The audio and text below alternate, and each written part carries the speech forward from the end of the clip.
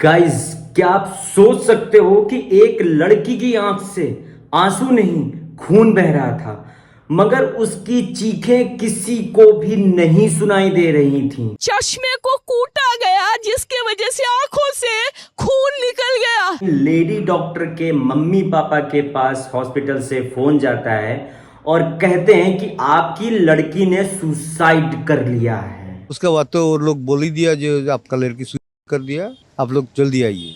और हॉस्पिटल में उन्हें 3 घंटे वेट कराया जाता है उनकी बेटी से मिलवाने के लिए। काफी देर रिक्वेस्ट करने के बाद हॉस्पिटल वाले लेडी डॉक्टर की डेड बॉडी दिखाते हैं। पेरेंट्स जिनकी बच्ची 31 इयर्स ओल्ड की ऐसी खत्म हो जाती है, उनको 3 घंटा खड़ा रखा और ये हाथ जोड़ती रही, माँ बाप हाथ जोड़ते रहे, हमें एक बार दिखाओ, हमारी बच्ची का मुंह एक बार दिखाओ। बच्ची का शरीर में कोई कपड़ा नहीं था, पैर दोनों राइट एंगल में मिला गया, एक पाँव बेड के इस तरफ, एक पाँव बेड के इस तरफ मिला गया।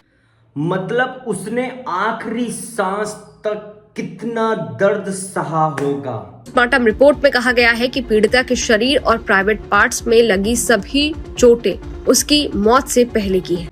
दोस्तों, कल रक्षाबंधन था और रक्षाबंधन हम हर साल मनाते हैं, मगर उस 9 अगस्त 2024 की रात को उस लेडी डॉक्टर की रक्षा करने के लिए कोई भी नहीं आया।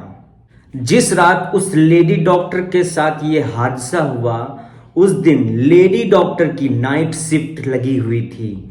तो नेचुरली लेडी डॉक्टर ने ये सोचा कि मेरे वर्क प्लेस से सेफ और क्या ही हो सकता है, क्योंकि हॉस्पिटल में लोग जान बचाने आते हैं। मगर उस लेडी डॉक्टर को क्या पता था कि आज इस रात इसी हॉस्पिटल में जहां लोग जान बचाने आते हैं, वहां पर उसके साथ इतना बड़ा हादसा हो जाएगा। उस रात लेडी डॉक्टर थोड़ा सा रेस्ट करने के लिए सेमिनार हॉल में गई थी, जहां पर उस रात किन किन लोगों ने क्या क्या घिनौना काम किया, ये कोई सोच भी नहीं सकता है। 9 अगस्त 2024 को एक पोस्ट ग्रेजुएट ट्रेनिंग डॉक्टर की डेड बॉडी मिली। और सबसे बड़ी बात यह है कि आज उस हादसे को 10 दिन हो चुके हैं, मगर इसमें अभी भी कोई भी गुनहगार नहीं पकड़ा गया है। और हादसे के अगले दिन लेडी डॉक्टर के मम्मी पापा के पास हॉस्पिटल से फोन जाता है और कहते हैं कि आपकी लड़की ने सुसाइड कर लिया है। तो समझ गया था हमारा लड़की का, और नहीं है ये नहीं समझता, लेकिन एक बहुत बड़ा कुछ हो गया था। जब कॉल आया ये तो रोने लग गया, या हमारा लड़की कुछ हो गया। उसके बाद तो वो लोग बोल ही दिया जो आपका लड़की सुसाइड कर दिया, आप लोग जल्दी आइए। और लड़की के मम्मी पापा तुरंत हॉस्पिटल जाते हैं अपनी लड़की को देखने के लिए कि वो किस हालत में है। और हॉस्पिटल में उन्हें 3 घंटे वेट कराया जाता है उनकी बेटी से मिलवाने के लिए।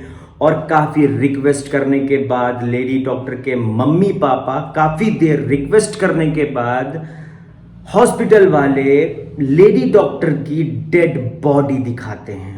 हाथ जोड़ती रही, माँ बाप हाथ जोड़ते रहे, हमें एक बार दिखाओ, हमारी बच्ची का मुंह एक बार दिखाओ। शरीर में कोई कपड़ा नहीं था, पैर दोनों राइट एंगल में मिला गया, राइट एंगल में, एक पाँव बेड के इस तरफ, एक पाँव बेड के इस तरफ मिला गया।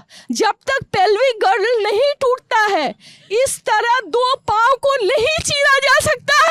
जब डेड बॉडी को देखकर सबको ये लगा कि यहाँ पर बहुत बड़ा क्राइम हुआ है, तब आरजीकर हॉस्पिटल के प्रिंसिपल ने कहा कि इतनी रात में उस लड़की को वहां पर जाने की क्या जरूरत थी। सीरियसली, अगर लेडी डॉक्टर उस प्रिंसिपल की बेटी होती तो क्या प्रिंसिपल तब भी यही कहते कि उसको वहां पर जाने की क्या जरूरत थी? जब यह हादसा सोशल मीडिया के थ्रू सबके पास पहुंचा तो कोलकाता में इस हादसे को लेकर काफी ज्यादा प्रदर्शन होने लगा, यहां तक कि पूरे हिंदुस्तान में प्रदर्शन होने लगा कि इस हादसे को छिपाया जा रहा है और इसके पीछे जितने भी गुनहगार हैं उन्हें बचाया जा रहा है। तब प्रेशर में आकर उस प्रिंसिपल ने अपने पद से इस्तीफा दिया। आप रिजाइन दिए सर, इसका कारण सर? इसका कारण है मेरा बदनामी हो रहा है, मेरा बदनामी हो रहा है सोशल मीडिया में, मेरा मुख पे कुछ भी बोली जा रहा है, इसके कारण से। और एक ये जो लड़की का डेथ हुआ डॉक्टर, ये लड़की मेरा लड़की जैसा है, एक पेरेंट्स होने का नाते मैं रेजिग्नेशन देना। बट उसके इस्तीफे को एक्सेप्ट ही नहीं किया गया। He was transferred from this place. That is how his power is here. बल्कि उन्हें दूसरे मेडिकल कॉलेज में ट्रांसफर किया गया as a principal. Dr. Sandeep Ghosh has been banned from all academic activities.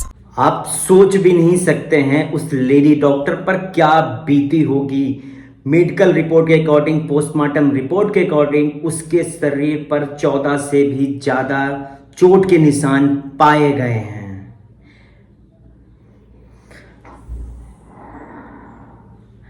मैं अपनी सभी बहनों से और जितनी भी वर्किंग वुमेन हैं, मैं उन सबसे यही निवेदन करना चाहूंगा कि अपनी रक्षा स्वयं करें, क्योंकि आपकी रक्षा के लिए कोई भी सरकार या कोई भी मददगार आगे नहीं आएगा।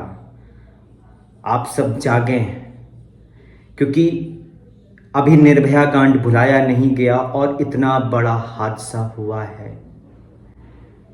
और मैं आप सभी से भी यही कहना चाहूँगा, ये प्रदर्शन रुकना नहीं चाहिए। सोशल मीडिया पर इसका विरोध होना चाहिए, गुनहगारों को पकड़ना चाहिए और उन्हें सख्त से सख्त सजा देनी चाहिए, जिससे कि कभी भी कोई भी ऐसा क्राइम करने से पहले उसकी रूह कांप जाए। ऐसी सजा उन सब गुनहगारों को देना चाहिए। मेरा आप सबसे यही निवेदन है कि आगे आएं और उस लेडी डॉक्टर को इंसाफ दिलाएं, क्योंकि हमें जस्टिस चाहिए।